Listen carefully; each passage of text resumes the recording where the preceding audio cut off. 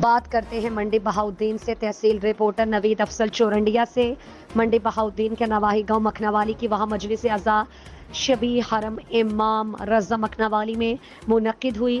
مجلس اعضاء میں ملک کے نامور ذاکر اہل بیت ذاکر وسیم عباس بلوچ، ذاکر سید اقبال حسین شاہ، ذاکر سید فرخ عباس، ذاکر شوکت رضا شوکت، سید عقیل محسن نقوی، ذاکر علی عباس، ذاکر وسیم عباس، ذاکر سید زیغم عباس، علامہ محمد حسین، مولانا مظہر حسین، ذاکر سید ذریعت عمران، ذاکر ریاض حسین، ذاکر غلام جعفر طیار، ذاکر سید نجم الحسن، ذاکر حبیب رضا، ذاکر علی عمران نے مجلس اعضاء میں خصوصی شرکت کی اور شہداء کربلا کی اسلام کی خاطر قربانیوں کو سنہرے الفاظ میں بیان فرمایا۔